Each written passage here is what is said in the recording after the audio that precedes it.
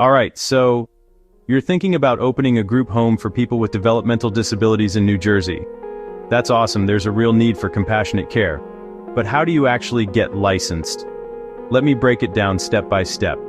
In New Jersey, group homes for folks with developmental disabilities are overseen by the Department of Human Services, specifically the Division of Developmental Disabilities, DDD for short. Your first move? Make sure you meet the basic requirements. You'll need to be at least 21, have a clean criminal background, and show that you're financially stable.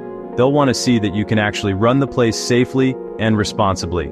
Next, you'll need to complete what's called a provider application. You can find this on the DDD website.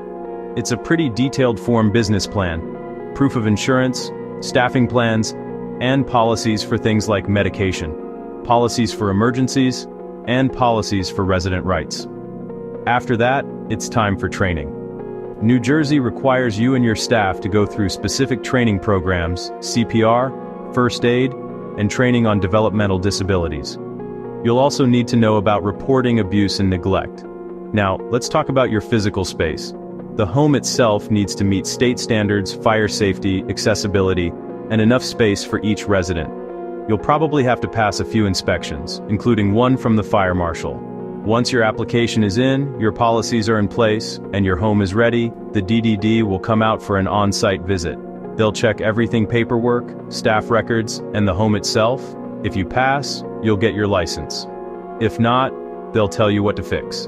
Don't forget, even after you're licensed, you're not done. You'll have to renew your license regularly and stay up to date with training and inspections.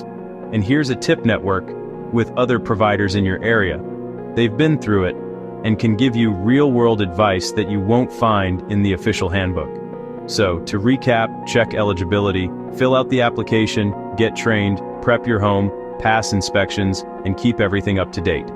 If you found this helpful, hit like and subscribe for more step-by-step guides. Good luck on your journey to making a difference.